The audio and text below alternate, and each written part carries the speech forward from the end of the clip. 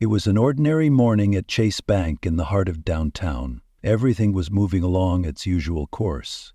Customers stood in line patiently, bank employees spoke in hushed, friendly tones, and the rhythmic sounds of printers blended with the tapping of keyboards, forming a quiet symphony of the modern city. Suddenly, the bank's door creaked open slowly.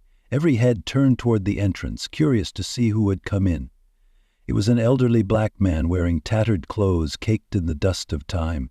His gray hair was wild and unkempt, and his face bore deep lines etched by a lifetime of hardship. He walked slowly, each step seeming to press heavily against the marble floor.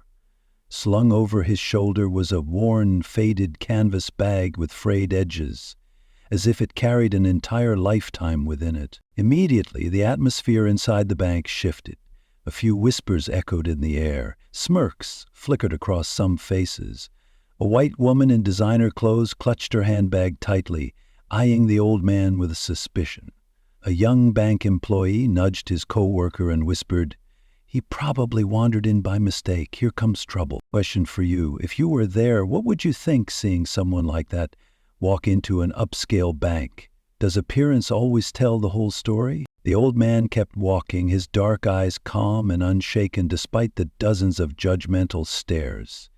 No one knew who he was, but his presence, simple and composed, brought an odd stillness to the room. In the center of the lobby he stopped. A moment of silence fell. Only the faint hum of the air conditioner and the occasional cough broke the quiet. A tall security guard approached. His name was Stephen Miller, a burly white man known for his tough demeanor and short temper. One hand rested on the holster at his side. His eyes narrowed as he looked the old man up and down with suspicion and contempt. The tension was palpable. The old man slowly raised his head, meeting the curious gazes of those watching him. His voice rang out, soft but steady, "This bank belongs to me." The statement exploded through the room like a firecracker, followed by waves of mocking laughter. Chuckles rippled outward, from surprise to scorn to full-blown ridicule. But the strange thing was Elijah Kirby, as the man was called, didn't flinch. Have you ever witnessed a moment where the whole world laughed at someone, yet they stood firm, unwavering in their belief? He stood there like a lonely monument, facing a wall of prejudice rising steadily around him. And what happened next would leave everyone speechless. Elijah Kirby's ragged appearance and weathered face had quickly made him the butt of a cruel joke. In one corner, two young bank employees, Josh and Martin, leaned in, whispering maliciously. "Old black guys from the projects always dream up crazy stuff," Martin scoffed. Josh couldn't hide his disdain and burst out laughing. "Bet he thinks this is the welfare office or something." Though their words were hushed, they were loud enough for Elijah to hear. Yet he didn't react. His eyes remained fixed on the main desk where the bank manager, James Temp, stood. A white man in his 40s, with neatly combed, blonde hair and the cold, composed look of the upper-class elite from Rockview. His pale blue eyes carried a constant air of skepticism, mixed with inherited arrogance. Sensing the growing unrest, James gave a subtle nod to the security guard, Stephen Miller, to intervene. Stephen approached with a smirk, chin raised, hand still on his gun. His voice dropped into a condescending tone. "Listen, old man, this isn't a place for vagrants. Best get out before I have to get physical." The air grew taut like a pulled string. Question for you. In situations like this, are you willing to stand up for what's right, or do you stay silent to avoid conflict? Elijah slowly turned his head. His eyes were serene, so much so that even Stephen paused for a beat. There was no fear there, just a strange, unshakable calm, like someone who had weathered 1,000 storms far worse than this. "I didn't come to cause trouble," Elijah said, his deep voice filling the room. "I came to reclaim what's mine. Something this bank stole from me over half a century ago." His words cut through the frozen air like a blade. The lobby fell into a tense, unnatural silence. James Temp, who had dismissed this as a senile man's delusion, suddenly felt a chill run down his spine. He stepped out from behind the desk and approached Elijah. His expression remained professional but cold, his eyes flickering with impatience and doubt. "Sir, I think you may be mistaken," James said, keeping his composure. "This bank has been here for decades. It's been in the Matthews family since my grandfather's time. Maybe you're thinking of another place." The comment sliced through the moment like an invisible knife. But was Elijah really mistaken? Or was he carrying a story long buried and never told? James tried to maintain a veneer of professionalism, but his eyes betrayed a flicker of disdain he couldn't quite hide. "You're mistaken," James repeated, his voice still polite but frosty. Elijah didn't budge. He stood tall and deliberately set his old canvas bag on the ground, as though it held a truth powerful enough to turn everything upside down. "I'm not mistaken," Elijah replied firmly. "Right here. I'll show you." Silence fell once again over the lobby. Some customers instinctively took a few steps back, eyes filled with confusion and curiosity. The white patrons, accustomed to the wealth and order of Rockview, looked visibly annoyed that their peaceful afternoon had been disrupted by a poor old black man. Stephen Miller, growing more agitated, stepped forward, his voice sharp and commanding. "This is your last warning, old man. Leave now or I'm calling the cops. Don't make this worse." Elijah didn't respond right away. He simply bent down and opened the bag. His hand trembled slightly but moved with purpose. Each motion seemed carefully planned. Everyone held their breath, watching closely. Even Stephen, still gripping his holster, hesitated. A shadow of doubt crossed his face. "Everything I have to say is in here," Elijah said in a low, steady voice. Then, slowly, he opened the bag. As the canvas parted, time seemed to stop. Every eye in the bank locked onto it. What lay inside wasn't the rambling nonsense of a confused old man, but a truth with the force of a bombshell, a truth that, once revealed, would shatter every prejudice in the room. Question for you: if you witnessed this scene, how would you react? Would you dare to believe that a poor old man might be carrying a secret powerful enough to shake an entire power structure? But before anyone could clearly see what was inside the bag, Stephen slammed his heel hard against the marble floor. A sharp, cold sound cracked through the air like a gunshot. "Enough," he barked, voice boiling with fury. "This is a bank, not a shelter for homeless black troublemakers." That bone-chillingly racist outburst echoed through the room. Several nearby white customers nodded in agreement, their eyes revealing generations of deep-seated prejudice passed down without fading. The bank staff, who had been watching with curiosity, now stepped back. No one dared to intervene. They exchanged glances that silently condoned Stephen's behavior. And yet, Elijah remained still. He didn't resist. He didn't flinch. His worn, weathered face showed no change. His deep, dark eyes stared straight ahead, calm, unwavering, unafraid. There, amid sneers and slurs, Elijah Kirby stood like an unyielding monument. The story was reaching its climax. What do you think lies inside that old canvas bag? And could someone like Elijah really bring a powerful institution like this bank to its knees with the truth of a buried past? Elijah lifted his head and a strange glint flashed in his eyes, not anger, but an unshakable conviction. His gaze locked onto Stephen's, cold and sharp like forged steel, causing the security guard, so used to intimidating others, to momentarily freeze. "I'm not causing trouble," Elijah said, his voice still low and steady. "I'm here to take back what's mine. Call me whatever you want. The truth doesn't change because of insults." His words sliced through the veil of Stephen's contempt like a blade. Stephen, who had spent years silencing the poor with threats and arrogance, now found himself up against something else entirely. The quiet force of conviction, the weight of a history never told. What do you think is fueling Elijah's strength in the face of such blatant disrespect? A soft cough broke the tension, snapping the taut silence like a frayed string. Finally, James Temp, the bank manager, spoke up. His tone remained polite, but his eyes were colder now. Not with contempt, but something more uncertain. Doubt. "Stephen, calm down," James said, still watching Elijah. "Sir, if you really have evidence, we'll look at it, but please stop disrupting the bank." Elijah nodded slightly, then slowly bent down and reached into the worn canvas bag. His hand trembled with age, but his movements were deliberate, like someone performing a ritual long awaited, decades in the making. From the bag, he pulled out a thick ledger.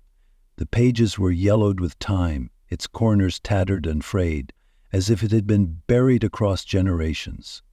He held it up for all to see. His voice rang out, not loud, but heavy with meaning. "This is the original ledger of Chase Bank, from 1948. The year Elijah C.K. Kirby founded this institution, before it was stolen by greed and racial hatred." No one could find words. The lobby fell into a suffocating silence. Customers looked at each other, stunned. A few tried to maintain their disdainful expressions. But now something stirred inside them. Confusion, curiosity, and finally doubt, in everything they'd long believed. James Temp, who knew the bank's history like the back of his hand, went pale. His hand shook as the name Kirby echoed through the room. "And Stephen?" Outwardly, he still tried to appear composed, but his eyes flickered with hesitation. He stepped back slightly and his hand dropped from the holster, instinctively, unconsciously. Maybe in that moment, he realized that the frail old man standing before him was anything but weak or irrelevant. He was the bearer of a truth the entire system had worked to bury for more than half a century. Elijah stood tall, the ledger held firmly in his hand. A living testament. His gaze remained locked on James Temp, the man who now represented the very institution that had once taken everything from him. In that moment, Elijah knew he had done the unthinkable. Forced those who once dismissed and ridiculed him to begin questioning everything. The truth Elijah carried wasn't just an old book. It was a force, quietly shaking the very foundation of what everyone inside Chase Bank believed to be permanent, untouchable, and beyond doubt. The air, once filled with sneers and scoffs, now hung heavy with tension and unease. Something was about to be revealed.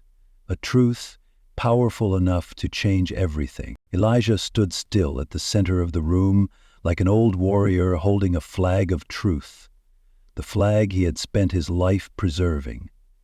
He raised the ledger high, its time-worn pages soaked in history, as if asking the world, "Will you keep ignoring the truth now?"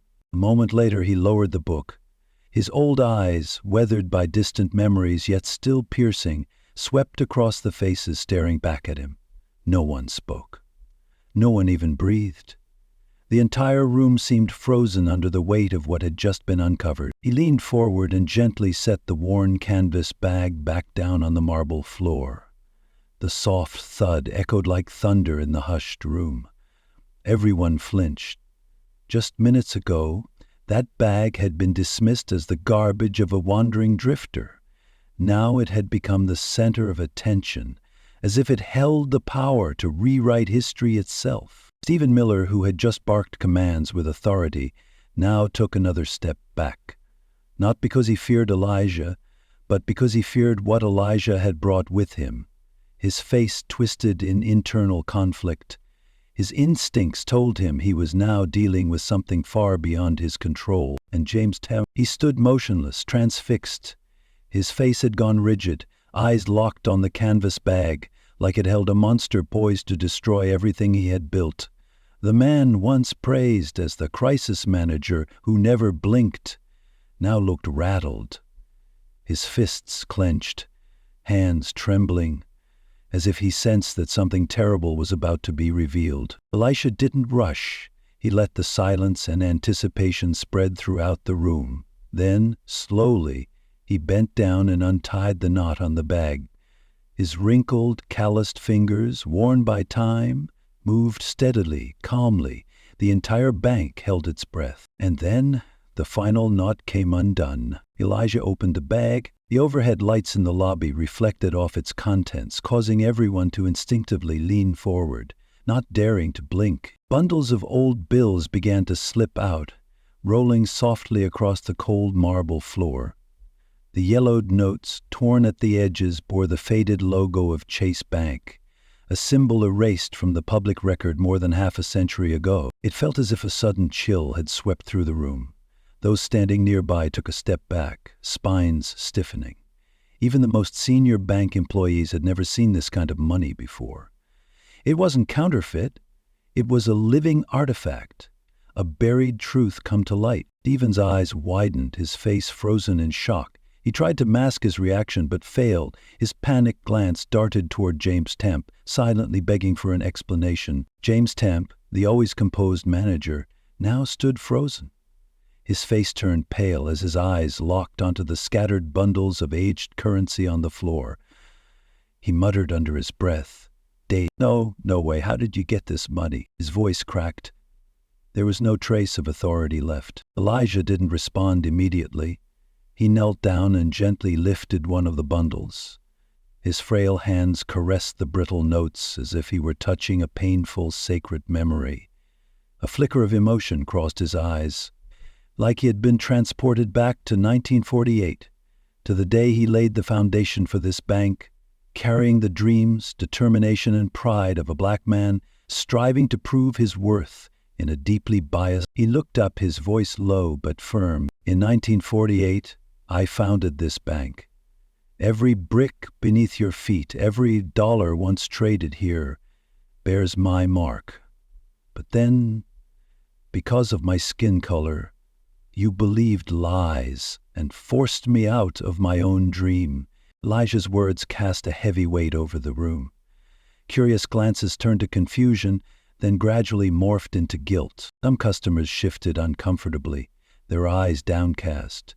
A few clung to skepticism, but the truth was becoming too overwhelming to deny. Stephen, who had previously hurled insults with such ease, now stepped forward, his voice quieter, tinged with uncertainty, but still reluctant to surrender his doubt. "How do we know you're not making this up?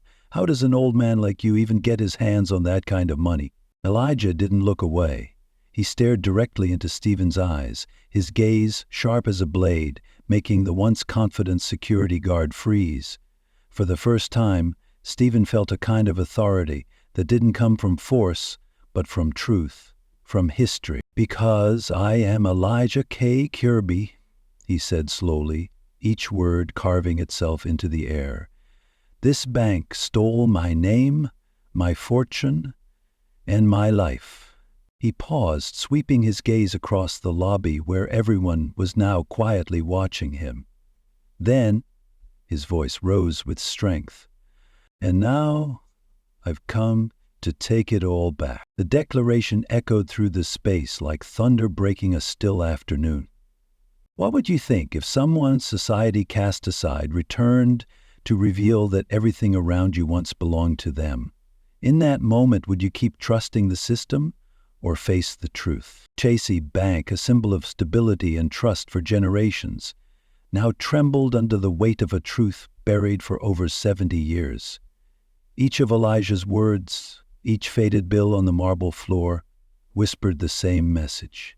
There's a history that was never acknowledged. All eyes, customers, employees, even those who had just laughed at him, were now fixed on Elijah. In them was shock, disbelief, and a quiet fear that everything they'd believed in might be unraveling. James Temp, still standing motionless, no longer looked like a man in control. Confronted with irrefutable evidence, he felt the foundation of the bank and his own power beginning to crack. The power structure James had always believed was unshakable was now clearly trembling.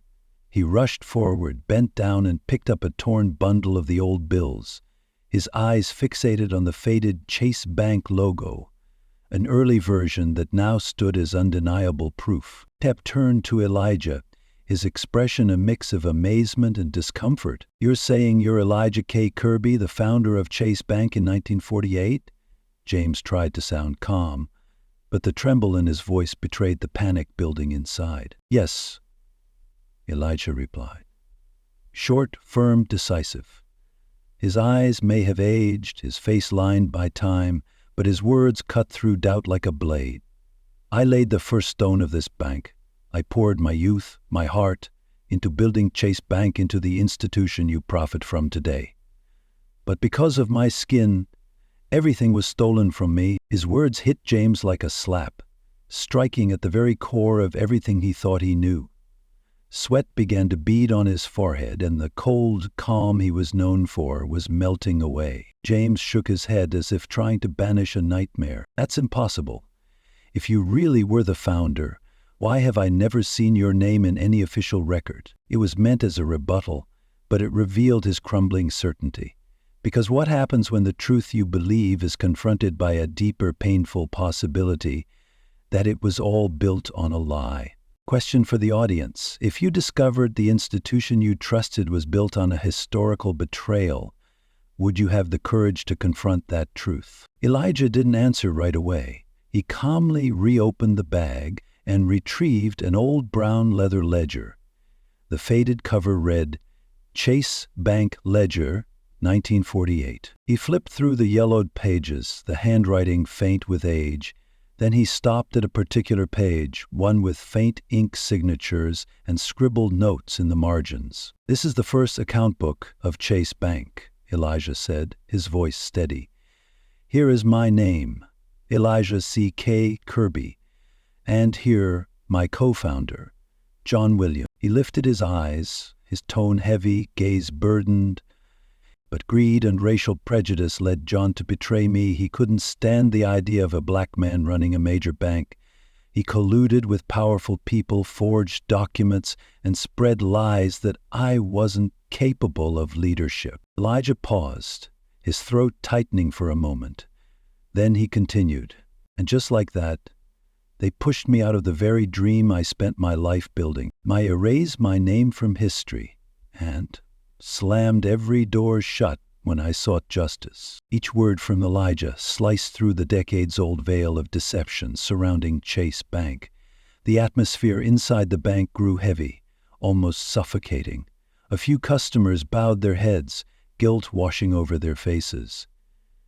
They were beginning to realize they had just witnessed one of the quietest crimes of all, a crime without blood, but one that buried a man's entire life. Others whispered in doubt, could it really be true? What if this is all just a performance? Stephen Miller, the man who had once stood tall and emotionless, now looked to James Temp, searching for instruction, for any signal that could guide him out of the growing unease closing in. But James was unraveling.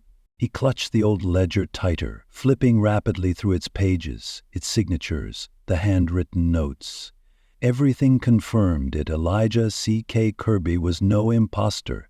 He was the forgotten truth, the first chapter that Chase Bank had deliberately concealed. No, this can't be, James murmured, his lips trembling. His voice cracked with despair, and the more he denied it, the louder the evidence rang in the conscience of everyone present. And while the truth came crashing down, Elijah stood tall. His eyes held the light of a man who had once failed, once been erased, but never broken. He had done the unthinkable, forced a system to listen to the voice it had tried to silence. And you feel it. Sometimes justice comes late, but when it does, even the strongest walls begin to shake. Elijah let out a soft breath. His gaze shifted to the large glass doors of the bank, as if he were looking back at his younger self in 1948, full of passion, full of dreams, and full of scars. He set the ledger gently on the counter, his hand trembling, not from fear, but from the force of memories flooding back. Memories he had carried in silence for decades. The entire bank remained silent. Everyone waited. Then Elijah lifted his head again. His eyes burned with a strange intensity, a mix of faith, sorrow, and unshakable pride. He spoke in a calm but resonant voice. In 1948, John Williams and I started this bank from nothing. Back then, society was riddled with prejudice, but we believed in a shared future, one where a person's value mattered more than the color of their skin. He paused, his voice dropping. But that very partner, couldn't accept the idea that a black man could be a co-founder of a major bank. He chose betrayal. Alongside the powerful, he forged documents, spread lies about my incompetence, and pushed me out of the very legacy I had created. Elijah K. Kirby, his name no longer sounded like a stranger's. It now stood as a symbol, one that had been forgotten. He stood in the middle of Chase Bank, his voice unsteady but unyielding, like a candle still burning in the darkest corner of history. Back then, he continued, this country still put up walls around people like me, but I didn't let that stop me. I poured my youth, my heart, and my dreams into every brick, every stone that built this bank, with the hope that Chase would become a symbol of justice and prosperity. His voice wavered slightly. Each memory seemed to tighten around his throat, but he kept speaking, steady and unwavering, as if he had rehearsed every word for decades, waiting for this very moment. John Williams was once my closest partner, Elijah went on, his eyes distant. I trusted him completely. But I never imagined that greed and racial prejudice could turn a friend into a traitor. Inside the bank, no one said a word. The whispers from earlier had faded into nothing. Even Stephen, who once growled like a guard dog, was now silent, like stone. Elijah paused. He looked at each face now fixed on him, then continued, each word etched into the hearts of his listeners. I'll never forget the day John secretly joined forces with a group of white shareholders, convincing them that a black man wasn't capable of running a bank. He didn't need a legitimate reason, just the color of my skin was enough. Then they used dirty tricks, even the law, to take everything from me. He took a deep breath, as if summoning the strength to stand upright against memories that even time couldn't dull. I went in search of justice. I brought my evidence to court after court, from local attorneys to higher judges. But I was invisible. A black man had no voice in a society that had already decided who mattered and who didn't. Have you ever felt erased, excluded from the truth, simply because of where you came from, your race, gender, or background? If so, you understand Elijah. If not, would you stand up for someone like him? Elijah's voice began to tremble. His eyes glistened, but no tears fell. He had already cried his whole life. All that remained now was silence and pain hardened into resolve. I carried my evidence to every public office, every courtroom, but all I received in return were cold stares, indifference, and sometimes outright contempt. One judge even looked me straight in the eye and said, "Know your place. A black man can't run a bank." A deathly silence filled the bank. A few customers lowered their heads, not for Elijah, but for themselves. They realized that in his story was a piece of history they were never taught. James Temp, once the center of control, now stood still. His face had gone completely pale. His hands still held the 1948 ledger, but he no longer had the strength to turn the pages. In that moment, every ounce of arrogance James once wore disappeared. For the first time, he saw something he had never dared to consider: that the power and prestige of Chase Bank, the institution he proudly represented, had been built on a foundation of injustice. Elijah took one final breath, as if gathering the last of his strength for these words. In the end, I lost more than a bank. I lost my name, my legacy, and my place in history. They wiped me out, completely, as if I never existed. His voice rang out, sharp and clear, cutting through the air like a blade through fog. Elijah stopped, his old eyes now cold and piercing, locking on James Temp and Stephen Miller, as if staring into the depths of their very souls. "But I didn't come back for revenge," he said slowly. "I came to force you to face the truth, to understand that every brick, every dollar, every breath inside this bank was paid for with my blood and loss." Elijah's words rang out like thunder beneath a sunless sky. In that moment, everyone understood. His story wasn't just the pain of one man. It was a stain on an entire system that once chose to bury the truth. He no longer stood as a poor old man, but as a living symbol of a war without bullets, a war against injustice, prejudice, and greed. And this time, he would not allow history to repeat itself. The entire Chase Bank lobby sat in hypnotic silence. Every gaze, every slight movement followed Elijah's slow, deliberate steps. The air had thickened, waiting for a single spark to ignite it. He reached down into the canvas bag once more. Every action felt intentional, as though he wanted each witness to understand there would be no turning away from what they were about to see. When he stood up, Elijah held a thick folder wrapped in moisture-resistant leather. His movements were ceremonial, solemn, and powerful. Carefully, he peeled back the protective leather and opened the brittle, yellowed pages that had survived decades. Everyone held their breath. "These are the original legal documents, never before revealed," Elijah declared. "They prove that I, Elijah C. Kirby, never signed over ownership of this bank to anyone, especially not to the Matthews family." That name, Matthews, detonated like an explosion in the room. Several people visibly flinched. A few gasps escaped the crowd. No one in Rockview was unfamiliar with the name. The Matthews family, one of the city's most powerful and wealthy dynasties, had controlled Chase Bank for decades, their ownership regarded as untouchable, unquestioned. One name was all it took to spark panic in every eye, because if Elijah's words were true, the entire story that this city had believed for over 70 years was a lie, manufactured by power and greed. James Temp, standing closest to Elijah, began to tremble. His knees threatened to buckle. His entire world, everything he had been taught, everything he had believed and proudly protected, was unraveling with every page Elijah turned. He struggled to maintain composure, but panic was screaming from within. His hands shook uncontrollably. Each second that passed, the rising tide of dread threatened to drown him. His voice cracked as he stammered, "You're saying what, Mr. Kirby?" "The Matthews family has always been the rightful owner of Chase Bank. That's been documented for generations." Elijah didn't respond right away. He simply stepped closer to James, his gaze piercing through any remaining pretense. Then he held out the weathered file, his voice calm but commanding. "James, read it for yourself. You'll see, better than anyone, that your entire life has been built on a lie passed down by those who came before you." James reluctantly took the file, trying to hide how badly his hands were shaking. He began to read.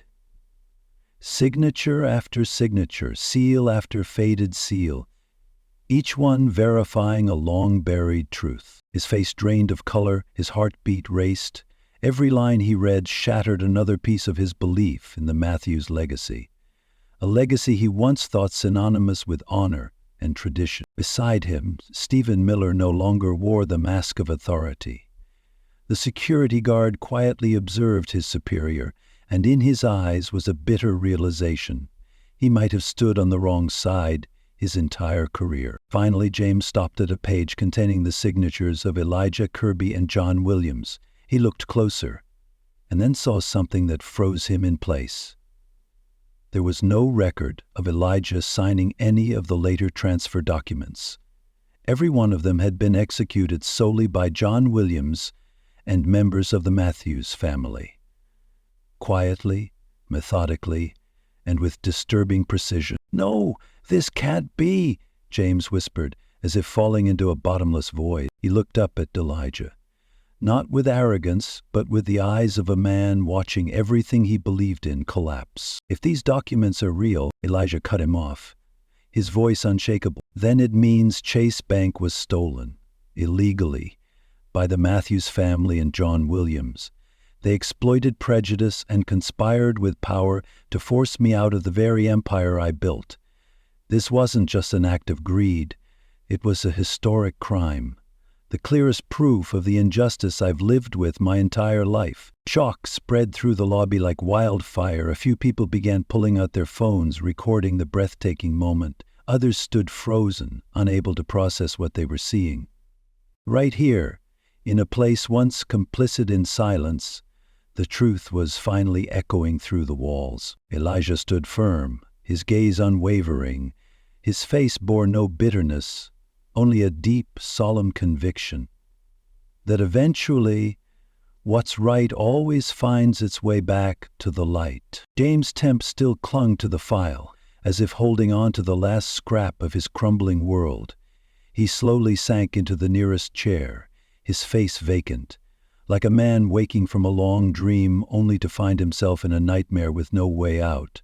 The truth had just detonated like a bomb inside Chase Bank's marble-clad walls, sending the entire room into a strange kind of chaos.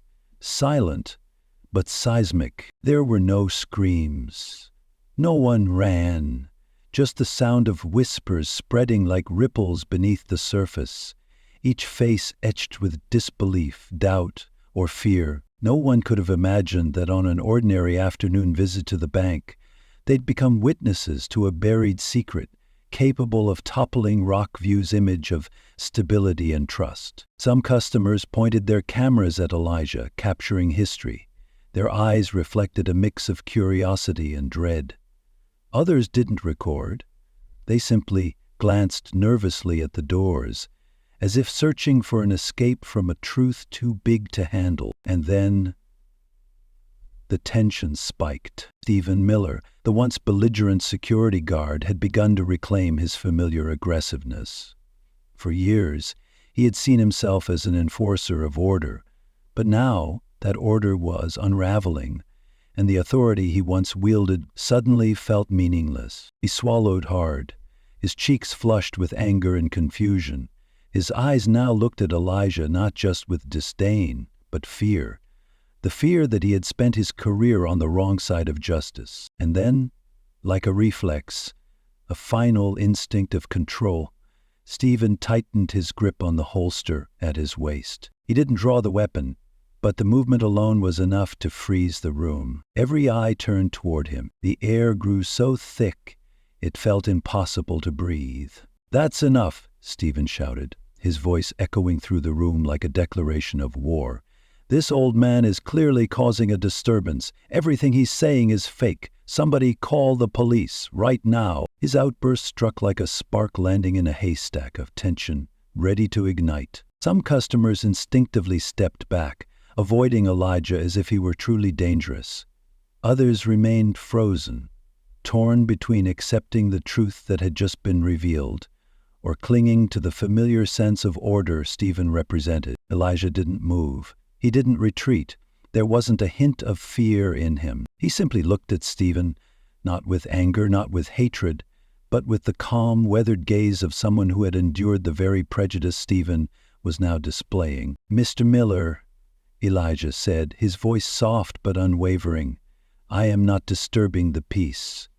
I'm delivering the truth." He paused for a beat, then added, "Tell me, should a crime buried for over 50 years remain hidden, simply because it makes some people uncomfortable?" Stephen hesitated for a brief second, just a flicker of doubt in his eyes. But then he tightened his grip on his holster again, like a child clinging to a nightlight, trying to silence the rising fear within. His eyes swept across the lobby, seeking support. But all he found were averted gazes, skeptical stares, and fear. No one stood with him. No one shared his rage. That isolation only fueled his anger, like a cornered animal ready to strike. "I don't know what you're talking about," he growled. "And frankly, I don't care. What I do know is you've turned this place upside down, and you're going to be held accountable." He raised his arm in a commanding gesture. "Sit down and wait for the police." The tension in the lobby was now pulled as tight as a bowstring. At that moment, James Temp finally lifted his head from the old documents. His face was pale, his eyes still struggling to process the truth he had just read. He stumbled toward Stephen, his movements clumsy, his voice barely above a whisper, as if trying to salvage a situation even he didn't fully grasp. "Stephen, wait, calm down," James said, his tone light as air. "We need to examine these documents carefully. This isn't as simple as you think." Stephen spun around, his eyes blazing with fury and betrayal. To him, James had always been the steady one, the leader who never faltered. But now, James's hesitation felt like treason. "What the hell are you saying, James?" Stephen bellowed, voice cracking with heat. "You're actually believing this old man? You're going to let him smear this bank's name, destroy everything we've built here?" The bank fell into stunned silence. No one spoke. No one moved to support or contradict him. All eyes remained fixed on Stephen and on James, the man now standing at the crossroads of a decision that was anything but easy. Elijah hadn't moved. He didn't need to yell. He didn't need to threaten. He simply looked at Stephen with quiet steadiness, not with resentment, not with blame, but with the gaze of someone who had carried too much injustice for far too long and was now facing it once more with strength and grace. That gaze made Stephen falter, if only for a beat. "Mr. Miller," Elijah said again, voice calm but firm as steel, "I'm not here to destroy anything. I'm here to bring truth to a place that has long rejected it." Then he locked eyes with Stephen and asked, "Do you really believe a crime that lasted more than half a century should stay buried just because it's inconvenient for some people?" As Stephen's shouting faded, everyone waited, not to hear what Elijah would say, but to see what James Temp would do. All eyes turned to him, the man once seen as the embodiment of composure, now paralyzed by a storm unlike any he'd ever faced in his career. His hand still clutched the crumbling folder, the last surviving proof of a forgotten past. But to James, it wasn't just paper. It was a line in the sand, between reputation and justice, silence and truth. No one knew what he would choose, but everyone understood after today, Chase Bank, and perhaps the entire city of Rockview, would never be the same. James kept his head down, eyes locked on the fading signatures before him. The ancient ink didn't just confirm the truth, it screamed it. This truth had been buried for far too long. He slowly lifted his head, his gaze meeting Elijah's weathered but resolute face. It was the face of a man who had waited a lifetime to be seen, to be named, not with rage, but with a truth that could no longer be denied. James could feel the weight of history pressing down on him. Every line in those documents cut deep into the foundation of everything he had believed. That Chase Bank stood for fairness, honor, and integrity. But now he knew that foundation had been built on stories crafted from lies, greed, and generations of compromise. And yet, facing that truth wasn't just an ethical choice, it was a double-edged sword that could destroy his career, his reputation, even the safety of his family. The Matthews family weren't just bankers. They were an empire. They owned media, politicians, lawyers, wielding enough influence to crush anyone who dared oppose them, no explanation required. If James chose truth today, by tomorrow he might have nothing left. As his mind swirled with the countless outcomes of a single decision, his eyes landed on Stephen Miller, still gripping his holster, his expression a volatile cocktail of anger, fear, and the need for control. Stephen had become the living embodiment of the system's order, a world where power sat above justice, where a gun was drawn before the truth was spoken. James glanced around the room. The lobby was filled with Rockview's everyday citizens, their eyes a mix of confusion, anxiety, and something else, hope. Some had begun to believe Elijah. Others now looked at him with empathy, something James had never seen inside a bank lobby before. He turned back to Elijah, the man who had endured decades of exclusion, neglect, and erasure, and yet today still stood tall amid a storm of history, politics, and prejudice. Could it be that he, James Temp, trained to manage crises, would remain silent at the very moment truth needed a voice? But then another image flashed through James's mind. The cold face of Arthur Matthews, the current chairman, the kind of man who never needed to threaten anyone. Just a glance from him was enough to kill any risk before it ever took root. A silent warning that if James made the wrong move, he could lose everything. "James, are you even listening to me?" Stephen snapped, his voice sharp, eyes blazing with frustration. "You're really going to side with some old man you just met and risk everything we've built?" James turned suddenly to Stephen, startled.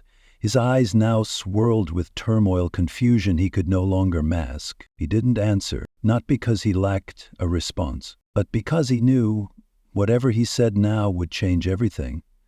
His future and the very history of Chase Bank.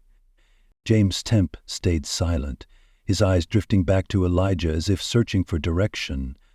The old man, frail, solitary, still radiated a quiet power that refused to be shaken. At last, James spoke. His voice trembled, but there was the first flicker of conviction behind it. "Mr. Miller," he said, "we can't act impulsively. These documents, they're clear. And Mr. Kirby, he deserves to be heard fairly. I can't let this be dismissed with a few shouted denials." The room froze. Stephen stood in disbelief, his face a mask of anger and betrayal. He couldn't believe the manager he'd once trusted was now appearing weak in front of a complete stranger. But before Stephen could respond, James continued, this time more firmly, more assured. "I understand the pressure the Matthews family can exert. I know the cost of standing with the truth is high. But if we keep hiding this, we'll never forgive ourselves." That declaration struck like a thunderclap through the oppressive silence. The entire bank lobby felt suspended in a strange calm, not chaotic but tense, like the moment before something immense shatters. Elijah nodded softly. He didn't need to say a word. There, in his gaze, was a faint flicker of light, a glimmer of hope after more than half a century of lonely struggle. James knew from this moment on he was on the front lines of a long legal war, an uphill battle against a powerful dynasty. But he also knew he had chosen the right side. And just then, as all eyes remained fixed on James and Elijah, a soft footstep broke the stillness. A young woman emerged from behind the teller counters. Everyone turned instantly. It was Emily Carter, the youngest employee at the bank, known for being quiet, reserved, and always avoiding complicated matters. But today she, the smallest, the quietest, was the next to act. She walked forward slowly, but with resolve, her eyes locked on the weathered bills scattered across the marble floor. Each of her steps landed like a drumbeat on the hearts of those watching. Stephen stood frozen, his face a mix of disbelief and anger. He couldn't comprehend how the colleague he'd always known to play it safe was now the first to step toward Elijah. Emily stopped in front of the faded bills, a symbol of a buried past, and looked at Elijah. She didn't say anything. Her eyes, warm and empathetic, spoke volumes. And with that small gesture, the old order began to crack. Emily Carter, the timid young employee who once avoided conflict, was now the first to break the wall of silence. Under the stunned gaze of the entire room, Emily bent down and picked up one of the faded, frayed bills, its old Chase Bank logo barely visible, an emblem the institution had tried so hard to forget. Her hands trembled, but her gaze remained steady. She walked up to Elijah and gently placed the note on the counter, beside the man who now stood like a living monument to history. No grand speeches, just one quiet action, and yet the entire room held its breath. "I believe you, Mr. Kirby," Emily said, her voice soft but resonant across the wide lobby. "Maybe we've all lived too long in lies, and now it's time to face the truth." The bank felt like it had frozen. Every eye was now on Emily, as if they just witnessed a moment that would change everything. Stephen Miller's eyes went wide. He couldn't believe what he'd just heard. To him, Emily's words were nothing short of betrayal, not just of the order he'd sworn to protect, but of the trust he placed in those who served alongside him. But Emily wasn't done. She turned to her co-workers, those still frozen in fear, with a look that was both understanding and firm. Without needing to say a word, she was inviting them. Stand on the side of truth. And then, something no one expected happened. Josh, the young man who had once mocked Elijah, stepped forward. His face was red with shame as he bent down, picked up another old bill and quietly placed it next to Emily's. His eyes met Elijah's, a look of remorse and sincerity. "I believe you, Mr. Kirby. I'm sorry for being disrespectful," Josh murmured, voice thick. And then, like a slow but unstoppable ripple, one by one, the bank's staff, those who had mocked, ignored, or stayed silent, began to step forward. They knelt, picked up the forgotten bills, the physical remnants of a truth long buried, and gently placed them on the counter before the man they had once dismissed. No one spoke, but with every motion it was as if they were all saying the same thing. "We stand with you." In that moment, history, buried under greed, prejudice, and power, began to rise, not with banners, not with shouting, but with small, quiet acts that held the weight of justice and belief. Elijah stood silently, not weeping, not trembling, but with eyes that held an entire universe of emotion. Sorrow, gratitude, and above all, hope, awakened for the first time in 50 years of erasure. He stood motionless, and for the first time in over half a century, tears didn't fall from his eyes, because this time he wasn't alone anymore. The young people standing before Elijah had no power, no reputation, but they had chosen to stand with him, to stand with the truth. In the corner of the room, Stephen Miller stood frozen. What he had just witnessed, bank employees bowing to pick up the old bills and placing them with reverence before Elijah, felt like nothing short of a mutiny. His hand trembled on his holstered gun, jaw clenched tight. Not just from anger, but from confusion. Because for him, what had just happened was a direct stab to his core beliefs: order, authority, and the definition of what was right. James Temp, still by the counter, couldn't take his eyes off what was unfolding before him. His heart pounded. He couldn't believe it. Emily, the shyest, most reserved employee, had led this awakening, but now he understood. The fight he had entered was no longer his alone. Inside the heavy stillness of the Chase Bank lobby, a quiet revolution was taking root.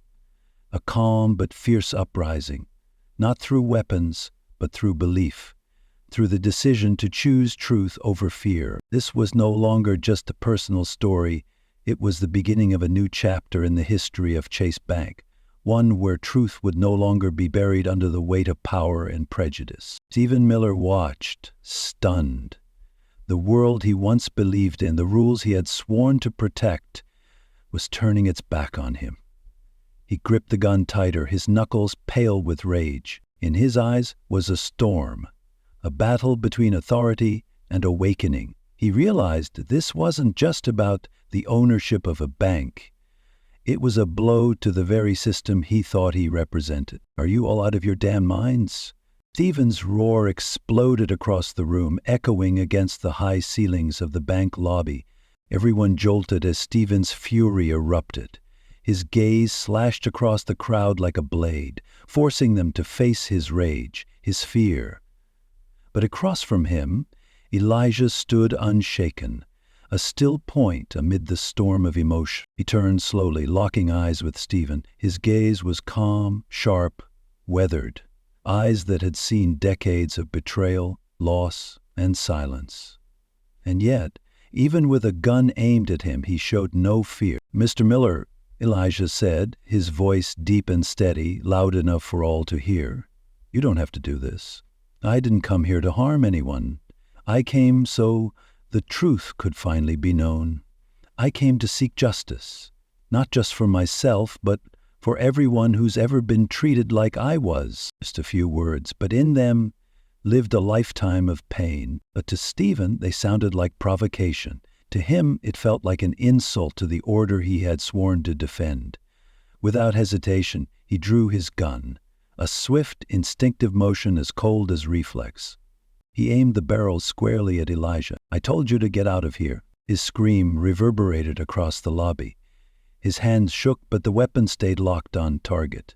The elderly man standing motionless before him, armed with nothing but a wounded heart and old, fading documents. A quiet panic spread like smoke through the air. No one said a word. No one dared to move. People began inching backward toward the doors, each step careful and slow, as if even the sound of a shoe might trigger an irreversible tragedy. James Temp, standing near Elijah, felt his chest tighten. He knew, if he didn't act, something terrible could happen at any moment. But he also understood Stephen, knew that in his agitated state he might not listen to anyone, and any wrong move now could be fatal. The air inside Chase Bank was dense, heavy with tension. Stephen's gun hovered in the space between fear and authority, much like the man holding it, trembling, unsteady, caught in the moment his power began to crack. "Stephen, calm down," James said, his voice no longer commanding but still steady enough to be heard. He stepped toward Stephen slowly, one hand raised in a gesture of peace. "Put the gun down. We can handle this reasonably. There's no need to push this any further." But Stephen wasn't listening. His eyes were wide with panic and rage, a volatile mix for someone holding a weapon. He gritted his teeth and shouted, "No! You're the ones who need to stop. You're destroying everything we've built for decades because of some old man no one's even heard of." In that moment, everyone in the room knew they were teetering on the edge of a real tragedy, no longer a metaphor. Time seemed to stop. No one dared to even breathe. Elijah still stood, like a stone statue in a storm. Not a flicker of fear. He looked directly at Stephen, not with anger but with sorrow, deep and patient, and the steady will of a man who had spent his life waiting for truth to break the silence. James Temp felt the weight more than ever. In his hand was justice, in front of him danger. One side was his conscience, the other a power structure he had served his entire career. And then he understood. This was the moment, not just for Elijah, not just for Stephen, but for himself. James took a deep breath, summoned all the courage he had left, and stepped forward. He stood between the barrel of the gun and the quiet old man behind him. "Stephen," he said, this time with force, his voice cutting through the room, "I'm ordering you, put the gun down. Now." Stephen froze, his face twisted in disbelief and betrayal. To him, James had been the perfect leader, and now that same man was standing between him and the threat. He stared at James, his eyes burning. Stephen's grip tightened around the gun, his expression torn between heartbreak and fury. His face seemed to crumble between two crashing worlds, the order he once trusted and the truth rising to confront it. "James, you're really siding with him?" Stephen screamed, voice cracking with pain. "You're really going to throw away everything we've built just for the word of some old man?" James took another breath, his eyes locked on Stephen's, no longer afraid, but grounded in the strength of a final decision. "Not because of him," James replied, his voice calm and deliberate, "but because of the truth. I've read everything Mr. Kirby brought forward, and I've seen for myself. This bank made serious mistakes. Mistakes we can't ignore any longer." He paused for a moment, letting his words ring out like a bell in the middle of a storm. "If we truly want to rebuild the future of Chase Bank, the first thing we have to do is confront the past, no matter how painful it may be." The entire bank lobby fell silent. Employees like Emily, Josh, and so many others looked to James, not just because of what he said, but because he had become the first to stand tall between power and conscience. Stephen clenched his jaw, fury and despair twisting through his mind. The gun in his hand trembled, just as his own spirit was unraveling inside. "I know, the Matthews family won't let this go," Stephen muttered, his voice softer but still bitter. "You realize you're throwing your whole life away, don't you?" James didn't flinch. "I know exactly what I'm doing, Stephen, exactly." His words were steady as nails. "But if I keep turning a blind eye, what I'll lose isn't just my career or reputation. It'll be my conscience." He looked Stephen straight in the eyes. as if seeing through him past every mask and fear. We're standing at our last chance to make right the wrongs that history tried to bury. Slowly, Stephen lowered his weapon. Though his face still carried the lines of anger, his hand shook as he slid the gun back into its holster. James's decision had shattered something inside him, not because he lost an argument, but because for the first time, he was forced to face what he had spent a lifetime denying. The truth. "You'll regret this, James," Stephen muttered, voice cracked with pain, like a man losing a deeply rooted belief. He took a step back, not in surrender, but in bitter retreat from a battle within himself. Elijah stood silently. In his aged eyes was a faint smile, not one of triumph, but of relief after decades of fighting alone.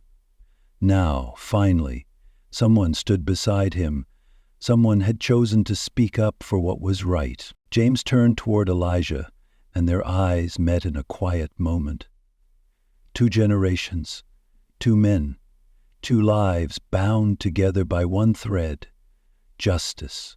They didn't need to speak to understand. They had just cracked open the darkness of the past. The air in the Chase Bank lobby began to settle, but everyone knew this was just the calm before the real storm.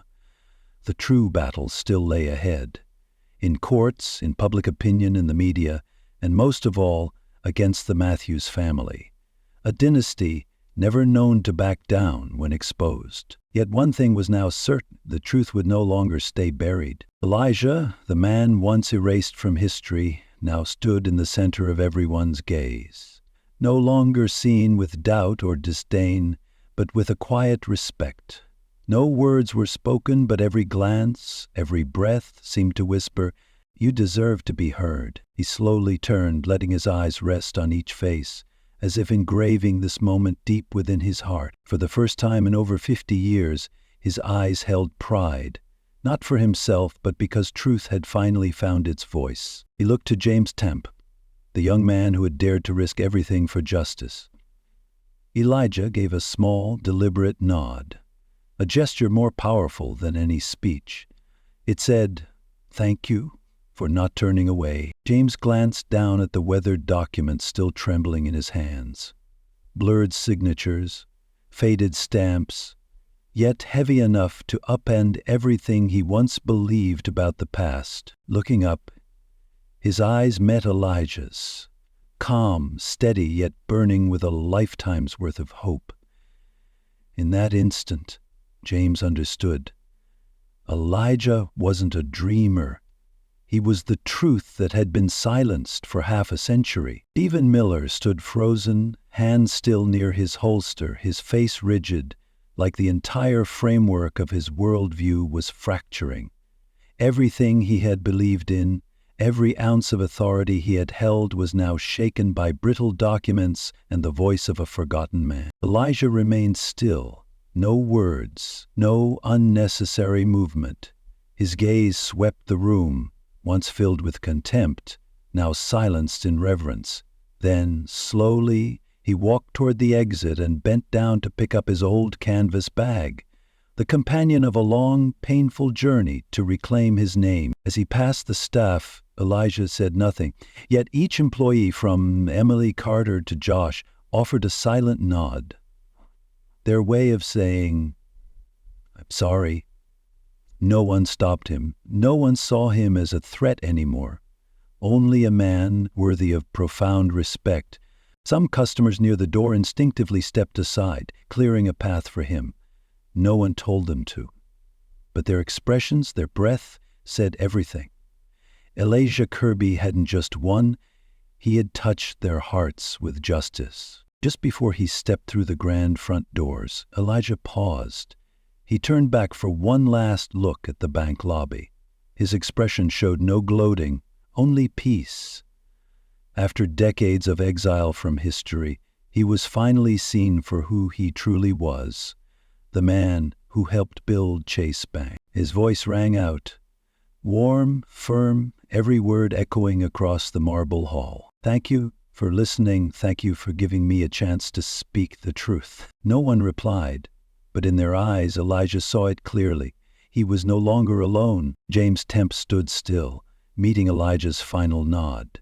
In that moment, no words were needed, because they both knew they had just climbed a mountain together, not for personal glory, but to open the door to a future free from the chains of deception. Stephen Miller remained in the back, his eyes still tense. The gun was back in its holster, and the fire in his eyes had cooled, leaving only a quiet, unnamed sense of loss. Everyone in the Chase Bank lobby bowed their heads slightly, a silent gesture of unanimous respect, the most sincere form of gratitude they could offer Elijah Kirby. He responded with a soft, content smile, then slowly walked through the front doors. The golden rays of late afternoon sunlight fell gently across his wrinkled face, a face that had endured so much pain and yet now radiated peace and profound pride. In his heart, at last, was complete serenity. After more than half a century of living in the shadows, alone and forgotten, the truth had finally found its voice. Justice, though long delayed, had arrived at its rightful place. Elijah was no longer alone in his fight. The bank's doors closed softly behind him. But everyone left in the lobby knew today was just the beginning of a new chapter, one that would be written with truth, courage, and the righteousness Elijah Kirby had spent a lifetime defending. On the familiar streets of Rockview, Elijah walked slowly, the worn canvas bag still slung over his shoulder. He felt something entirely new. His heart felt light, as if it had never carried the weight of injustice. He knew there would be more trials ahead, but today he had won, and that alone was enough to keep him walking, not with his head bowed but held high, because his life had finally been recognized with fairness and dignity. Back inside the bank, the lobby remained silent, but not from tension or fear. Instead, there was a lightness in the air, almost like awakening, like everyone had just woken from a nightmare that had lasted for decades. James Temp still stood in place, his eyes fixed on the door that had just closed behind Elijah. One thought rang in his mind, clearer and louder than ever: I will never let the truth be buried again. He knew the road ahead would be grueling. The Matthews family, the dynasty that had ruled over Chase Bank for decades, would not go down without a fight. They would deny, resist, and do everything to hold on to their empire, built on power and deceit. But James had made his choice, and once chosen, there was no turning back. James Temp stood tall, his voice rang out clear and resolute, stopping everyone in their tracks. Today, he began, marks the most important moment in Chase Bank's history. We've just witnessed a painful truth, one that this institution has tried to bury for over half a century. But that doesn't mean we have to keep living in that lie. He paused, sweeping his gaze across the room. The eyes of Emily Carter, Josh, and many others met his with growing trust and hope.